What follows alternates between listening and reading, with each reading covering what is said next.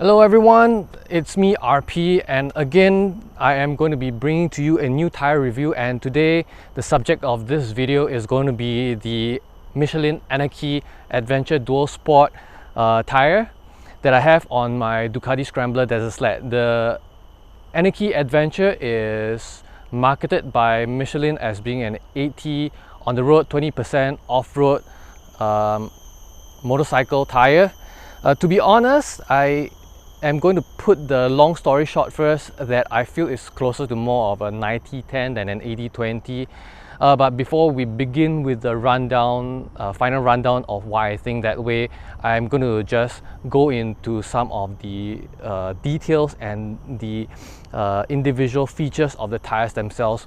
Then I'll let you know about my overall thoughts. Hello, so I might not be very clear in the video because I don't have a mic plugged in, but hopefully you'll be able to hear what I say.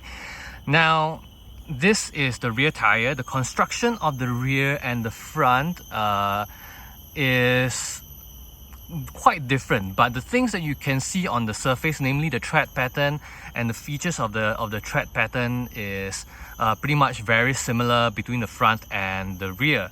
Now, the only difference between the front and the rear when it comes to the tread pattern is that the spaces between the lugs are a lot smaller at the front, and at the rear they are a lot wider.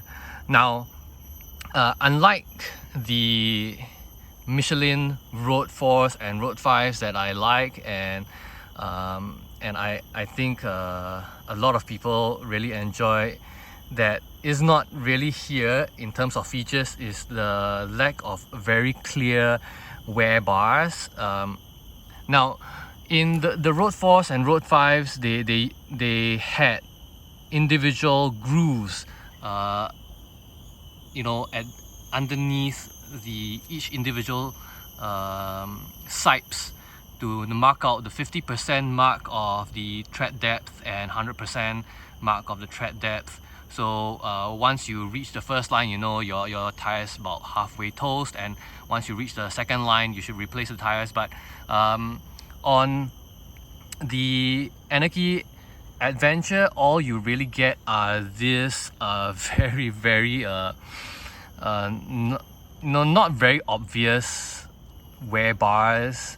To be honest, it's probably not an issue because on dual sport tires it's quite obvious if you don't have enough tread left, considering how prominent individual lugs are. So I don't think that's an issue. On the Anakee Adventure, your lugs are mostly going to be this kind of irregular shaped lugs.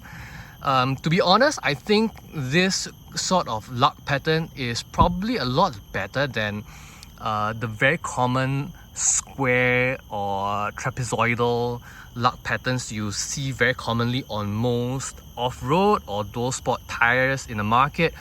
This sort of lug pattern prevents a lot of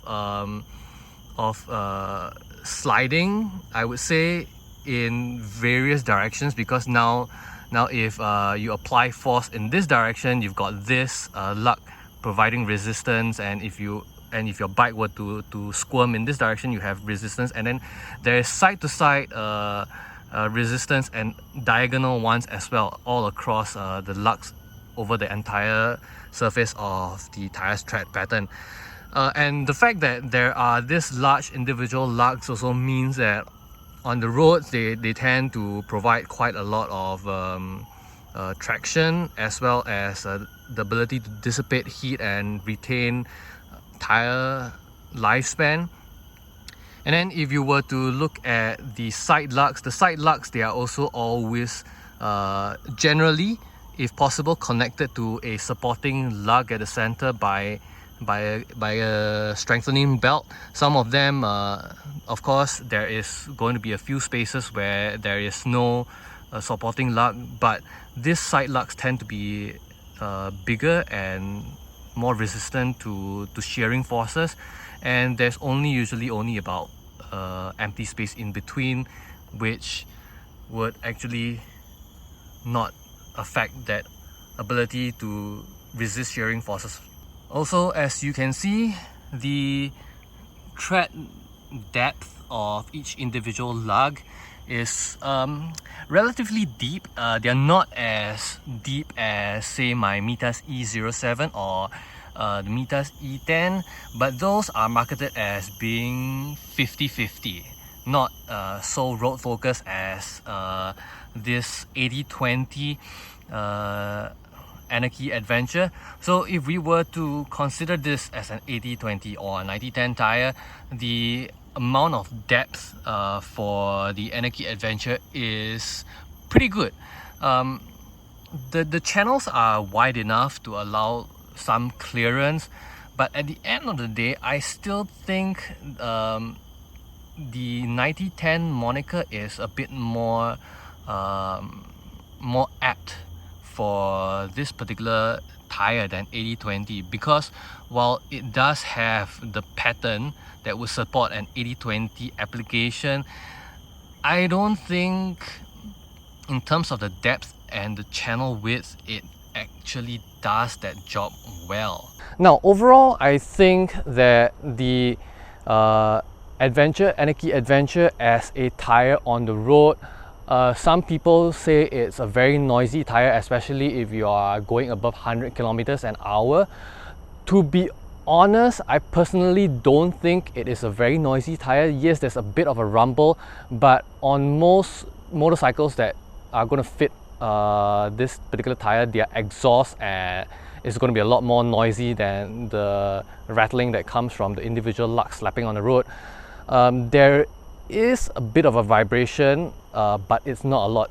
All in all, actually, if we were to compare the Anakee Adventure to most 80-20 or even 90-10 dual sport tires, the Anakee Adventure in general is a lot more quieter and it vibrates a lot less than most comparable tires. So that's a plus from me. The next thing that I think it is very good at is its on-road performance.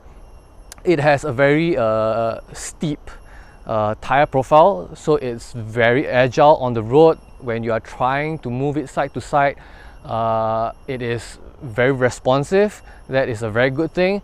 Another thing that it's very good at is its on-road traction is also very good, and that is primarily just a Michelin thing with its particular high silica compound that even in wet weather conditions it really sticks to the road, and it's something that is very common among Michelin tires in general, especially in the pilot road, or rather the road series as they call now.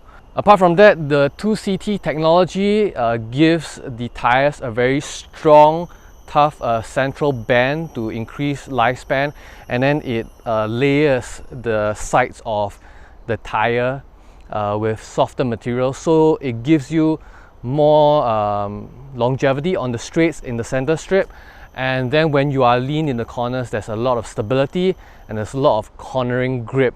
So on the road, these tires perform very well, almost as well as the Road 4s and Road 5s, to be honest, minus the fact that, of course, the road series of tires have high speed ratings for sport touring motorcycles, which is not an issue with most people that are riding something like my Ducati Scrambler Desert Sled, things like the Triumph Tiger or BMW GSs, where you're not actually going to reach that kind of speeds. So you're going to get that same sort of road performance on the Anakee Adventures. So one thing about longevity on the Anakee Adventure is that I think in terms of lifespan, it does have quite a lot of tread life in general. My Anakee Adventures over here on my Ducati Scrambler Desert Sled has seen about 3,000 kilometers so far, and it is based on just my own site, I think it's about halfway there. I think if I wanted to, I could get it up to about 8,000 to 9,000 kilometers before I really need to start changing the tires for safety reasons. But otherwise, in general, I think the Anakee Adventure does last very long. However, one thing about the longevity of it is that I think after the first 2,000 kilometers on the Anakee Adventure, while the road performance is obviously unaffected, there is a bit of degradation in performance and grip off-road, especially at the front.